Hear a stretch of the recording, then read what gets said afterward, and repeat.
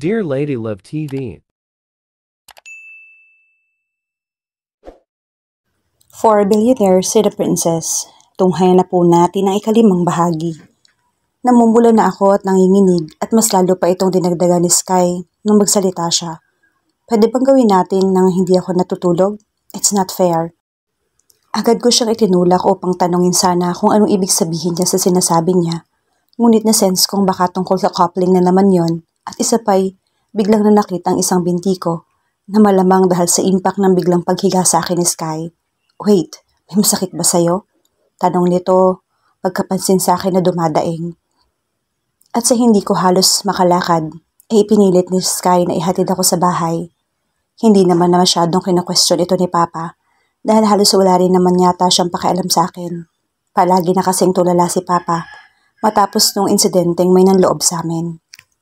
Yana, here it goes again. Yana, the same voice from my last night's dream. Then could it be? Right, I'm inside the same dream again pero papaano nangyari to? This is the first time that I entered the same dream I had. Yana, malapit na. Ang patuloy na sinasabi ng tinig pero hindi ko pa rin maaninag kung saan nanggagaling ito until a silhouette of a female body appeared from a distance. Yana, ako'y ikaw at ika'y magiging ako. Ang nakakalito nitong sinasabi. Ha? Hindi ko maintindihan. Ano bang sinasabi mo? Bumalik ka. Bumalik ka. Bumalik saan? Kung saan nagsimula ang lahat. Saan? Kailangan ko nang bumalik kung saan nagsimula ako. Mahuli ang lahat. Ang huling sinasabi nito bago nagbago ang lugar at ipinakita sa akin ang paligid na tila aftermath ng isang madugong digmaan. Mga labing nagkalat at higit sa lahat, ang pagkapalibot sa akin ay mga tila natutulog kong katawan na nakahiga sa mga puting rosas, nabahida ng dugo habang binabantayan ni Caris, Sashi, Alex at Sky na nagluluksa sa palibot nito. Bigla ako nagising sa kama ko na naliligo sa pawis. Panaginip na naman. Bangungot. Isang kahindik-hindik na bangungot. 2 in the morning nang magising ako, pero hindi ko na magawang makatulog pang muli. Pinili kong hindi na lang pumasok ng umaga dahil sa panaginip ko. Isa pa'y wala din naman akong babaunin. Habang nagkukulong ako sa kwarto ko'y, naisip ko na lamang na lumabas at paghanap ng part-time job para sa mga estudyanteng katulad ko. Kaso dahil underage pa ako, wala din naman isang tumanggap sa akin. Habang naglalakad sa kahabaan ng downtown, ay napansin ko ang isang appliance store na may mga nakadisplay na LCD TV na nagpapalabas ng balita sa isang museo sa isang bansa na kung saan ay napagnakawan ng mamahaling painting. And then, biglang bumalik sa isip ko ang panaginip ko kagabi na pilit kong nililimot. Ang sinabi ng babae sa akin kagabi, bumalik ka kung saan nagsimula ang lahat. Kung tutuusin, nagsimula lang naman ito sa sudden action ng mga apat after humangin ng malakas sa isang antique shop sa Geo Farm. Pero nang makita ko itong balita, naalala ko yung misteryosong painting ng isang napakagandang babae na may magagandang kulay sa kanyang kasuotan. Despite sa kalumaan nito, and there was something lettering sa damit niya, with which surprisingly I was able to read. What was that again? I tried dictating the lines that I could remember, and so as the myth foretells of Ariana's offspring that will one day reawaken. To fulfill her legend's aim to return of her will be granted. 4 centuries shall rise up to protect her from death that was fated, and if I'm right, I did make a wish which was to experience happiness again. Kaya na nangyari sa antique shop, humangin din ang pagkalakas-lakas sa downtown na nagpa-freak out sa mga taong naglalakad. Sobrang lakas ng hangin na para bang magkakaroon ng 4 na ipo-ipo sa downtown na pinagtatakahan kong malaki since malayo sa open area o dalampasigan na pwedeng pagsimula ng ipo-ipo. And after a while, huminto ito at naging normal ang lahat. Na tila ba walang pag-freak out na naganap. May kailangan ka ba, Yana? Ang boses mula sa likuran ko na nagbigay sa akin ng sobra-sobrang goosebumps. Paglingon ko'y naroon sa likuran ko si Caris, Alex, Sky at Sashi na nakangiting nagkakatinginan sa akin habang ako'y tulala pa din sa lahat ng nasaksihan ko. Wow, was I really able to do that? Did I just summon the 4 of them? Then that's it. I know now. I just had discovered where it all started. Kailangan ko mabalikan ang painting na yon. sapagat maaaring nasa painting na yon ang buong kasagutan sa mga tanong ko. But for now, kailangan ko makahanap ng solusyon kung papaano makakatakas sa kanilang apat dahil panigurado, kukulitin na naman nila ako. Nang dumating ang weekend, nakiusap ako sa magpapasama kay Caris doon sa Geo Farm, particularly doon sa may shop at agad naman niya akong inihanda at ganoon din ang sasakyan niya. Nagkataon kasing hindi lang si Caris ang nasabihan ko. Noong isang araw sa may downtown na kung saan ay unbelievably na nagsamon ko lang. Yung apat ay nakwento ko na ang gusto kong bumalik sa may antique shop kung nasaan yung painting and agad naman nilang apat na nagplano. Minabuting gawin na lamang naming Saturday at Sunday since it's weekend at agad na nagpabook si Caris for 2 rooms. Pagdating sa lodge namin ay dumiretso na ako sa kwarto ko at agad na nag-unpack ng ilang gamit for 2 days stay tsaka na ako lumabas na kung saan ay kanina pa akong hinihintay ng apat. Kanina pa ba kayo naghihintay? Sorry, sabi ko kaagad. Sumagot naman si Alex nang nakangiti. Hindi naman, kabababa lang namin. Magkakasama silang apat sa isang kwarto. Alam kong maliit pa para sa kanilang apat ang isang kwarto pero hindi naman pwedeng magkasama ako ng isa o dalawa sa kanila sa room ko. But I still envy them. Nakakalungkot ding mag-isa sa kwarto ko. If only I have Sol and Maya. Dito ngayon, mas masaya siguro. Palagi ko silang nakakasalubong sa school pero para lang akong hangin sa kanila na dumadaan. Masakit noong una at maski ngayon. Mahirap pa rin tanggapin na yung mga kaibigan kong matalik na halos hindi mawala-wala sa tabi ko'y para bang nawala na lang bigla sa akin. Pinuntahan namin ang shop na yon kung saan naniniwala ako magbibigay ng sagot sa lahat ng kung anong misteryong bumabalot sa mga kilos ko at galaw na lalaking ito nakasama ko, maski na din ang pagtawag nila sa akin ng Ariana Princess, lalong-lalo na ang paliwanag na gusto kong malaman sa likod ng mga panaginip ko.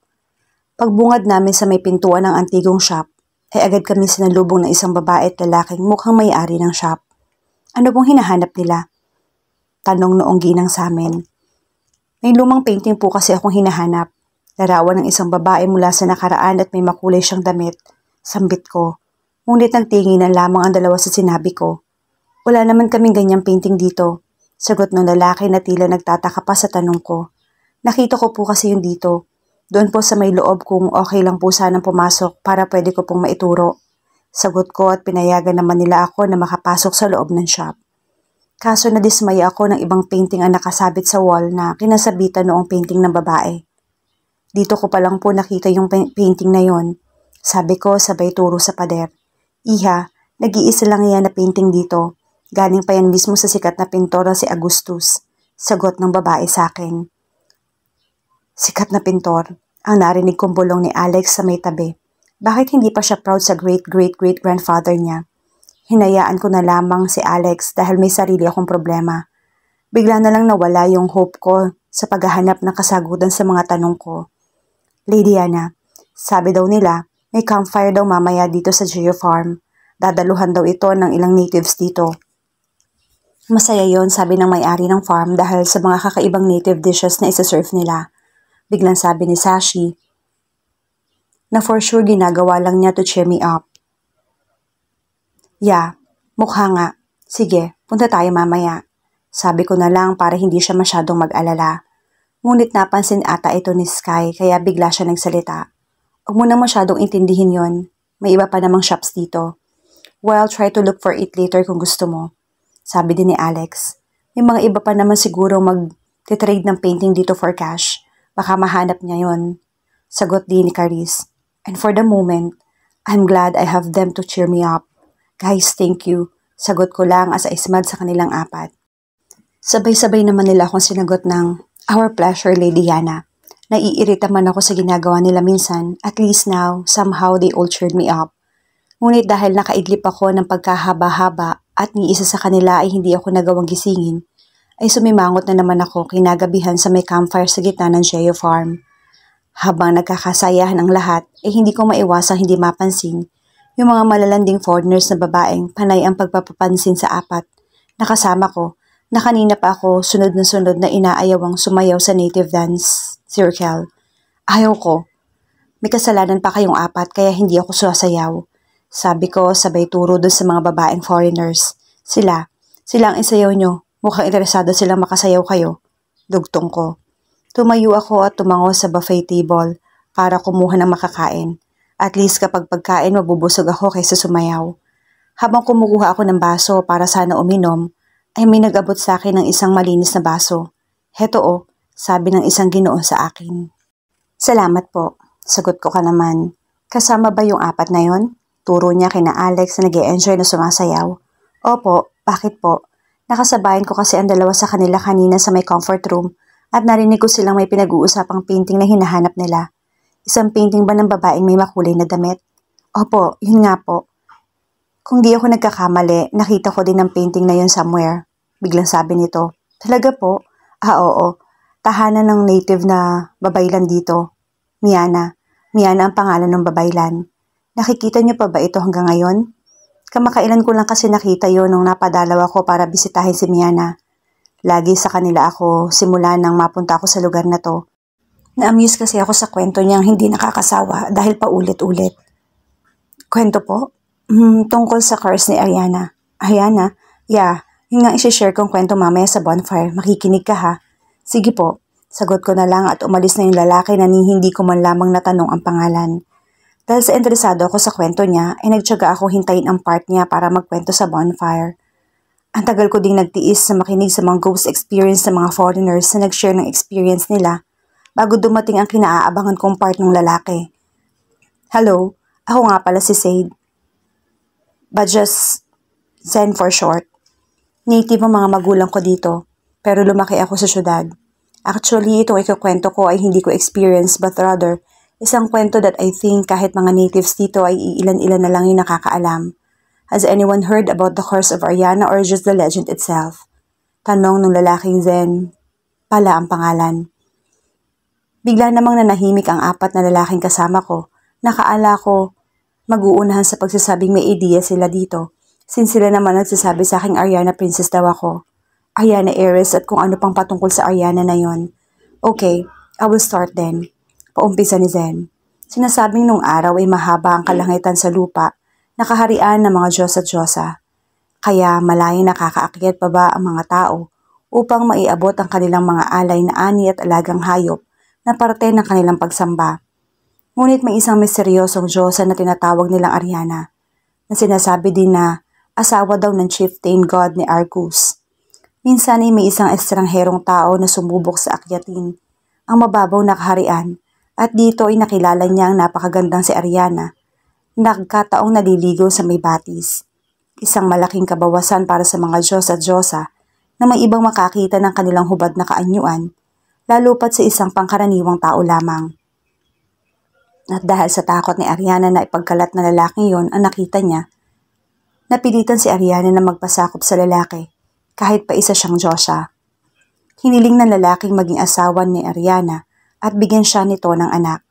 Kahit hindi man sang-ayon si Ariana ay napilitan siyang gawin ng mga ito kahit na alam niyang pagtataksil ang pagiging isang Diyosa niya ang gagawin. Ngunit mas matinding kahihiyan at parusa ang matatanggap niya kung ituloy ng lalaki ang pagkakalat na nakita nitong hubog ng katawan niya. Di naglaon ay nagsama si Ariana at ang lalaking dayo. Nabiyayaan sila ng isang anak na babae na may angking kagandahan na tulad ni Ariana. Lahat halos ng nasanayan ay nagagandahan sa batang babae. Ngunit di minsan ay hindi ito nagkaroon ng pagkakataon na makilala ng kaibigan.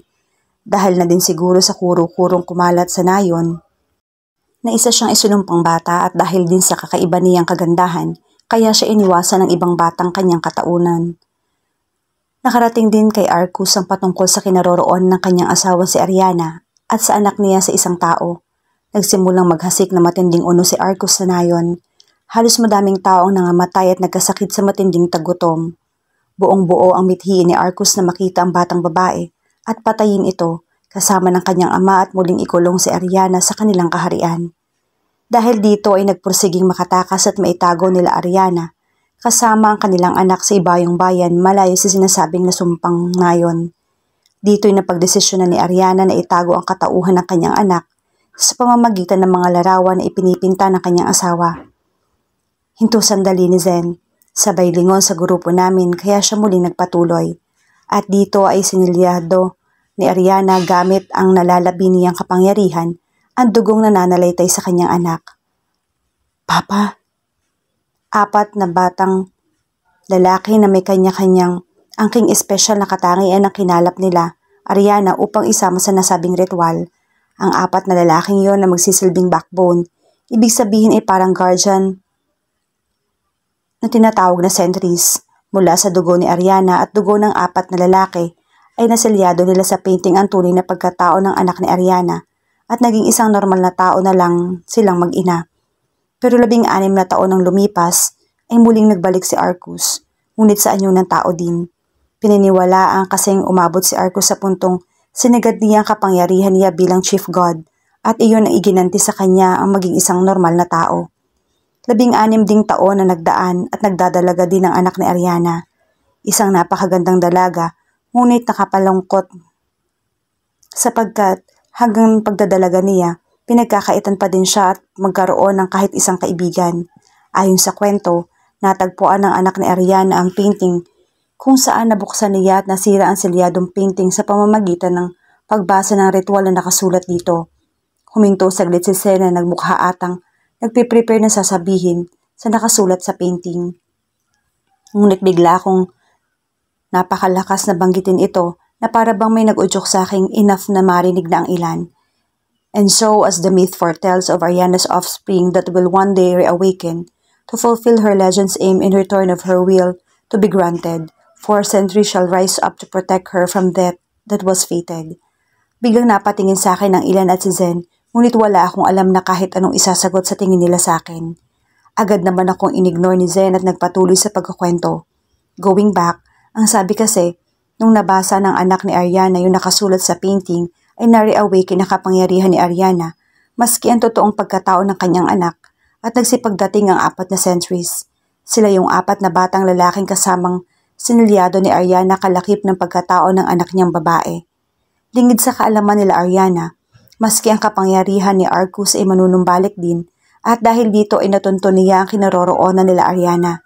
Sinubukang kalabanin ni Ariana ang makapangyarihang si Arcus, ngunit wala ding nagawa ito, at sa halip siya ikinulong ni Arcus sa loob ng larawan, habang isinusunod naman ni Arcus na patayin ang anak niya. Subalit hindi naging madali ang lahat para kay Arcus, dahil sa 4 na tinaguri ang sentries na humahadlang sa kanyang makalapit sa dalaga. Naging mahigpit ang labanan sa pagitan ng 4 na sentries mula kay Arcus. Sa pagkakatanda ko sa kwento, dahil sa isang makapangyarihang Diyos si Arcus, ay unti-unting naramdaman ang kahinaan ng 4 na tagapagtanggol ng anak ni Ariana. At sa huli, namatay din ang dalaga, ngunit hindi sa kanyang mga kamay. Namatay siya sa pagsasakripisyo ng sarili niyang buhay upang maibalik ang buhay ng 4 na lalaki na siya mismong tumapos kay Arcus. Subalit hindi pa natapos dito. Bago tuluyang maglaho si Arcus, ay isang sumpa ang binitawan niya sa nag-aagaw na buhay na dalaga. Inayos ni Sen ang boses niya, naging lower pitch ito. Ikaw at ang magiging anak mo, ganun din ang magiging kaapu-apuhan mo sa susunod na henerasyon, ay magkakaroon ng parehong kahahantungan tulad mo, ang nakatakdang kamatayan. Tila pananakot na tono ni Sen pagkatapos ng kanyang kwento. Yun lamang po, salamat sa pakikinig.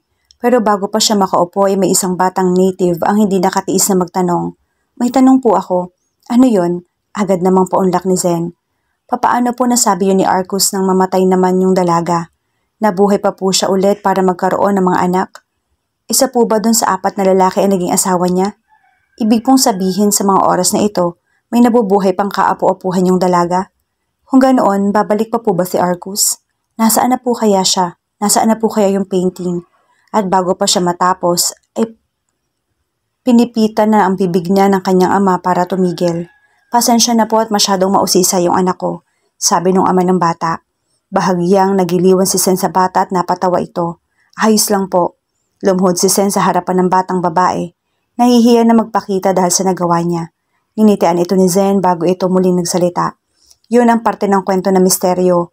May nagsasabi na nabubuhay ang dalaga dahil yun ang huling ginawa ni Ariana bago siya tuluyang nilamon ng larawan para makulong. Meron rin nagsasabi na isa sa mga sentries ang kanyang magiging asawa, kaya naman nagpatuloy na magkaroon ng tagapagmana si Ariana. Ngunit hanggang ngayon, hindi alam kung meron nga ba talaga nag-i-exist na tagapagmana si Ariana, o gaya nga ng ibinansag ng mga banyagang mga nanaliksik na prinsesa si Ariana or Ariana Princess. Patungkol naman kay Arcus, sabi muli siyang nagbabalik kung totoo nga ang Ariana Princess. Pero dahil ito'y isang kwentong nayon, malamang isang kwentong pang-aliw lamang sa mga tao noong unang panahon. This is something we shouldn't think of that much. Ang sabi ni Sen para hindi na humaba pa ang kanyang pagpapaliwanag. Pagkatapos ng campfire, agad na ako naghanda para bumalik sa kwarto. Kaso may biglang humawak sa balikat ko. Si Zen, pwede ba kitang makausap saglit? Pakiusap nito. I have a feeling na uusisain niya ang tungkol sa nasabi ko kanina. Kaya naman dali-dali na akong umalis kaso naabutan pa rin niya ako. Papaano mo nagawang malaman ang tungkol sa nakasulat? Ilang taon kong pinag-aralan yon at iilan pa lang iyon ang mga hindi ko masabi. I know, I'm sounding crazy but I could be that you're. Ngunit pinutol niya na ang sasabihin niya. I'm not Ariana Princess. Sabi ko sabay walk out. Nung akala kong umalis na siya muli siya nagsalita. Alam kong kung nasa ng painting. I can take you there. Bribe niya. Ginugulo ka ba niya? Bigla namang lumapit si Sky na para pilipitin ang kamay ni Zen, ngunit agad ko din itong tinanggal. I can pay you anything. Wala akong kapera-pera. Anong mapapala mo kung matutulungan mo ako? Ang sabi ko kay Zen. Hindi naman ako nanghihingi ng kabayaran, basta sagutin mo lang yung tanong ko. Tugon naman ito kaagad. Maski ako naghahanap ng kasagutan na tulad mo, kaya ako naririto. I need to find why I was able to read that. Then it's true. Totoo ang alamat. Ikaw nga ang kaapu-apuhan ni Ariana.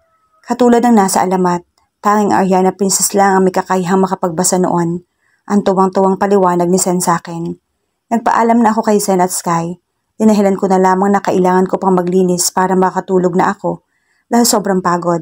Isa pa, kailangan ko nang mapaghandaan ang pagpunta namin sa sinasabi ni Sen na tahanan ng babay lang si Mea.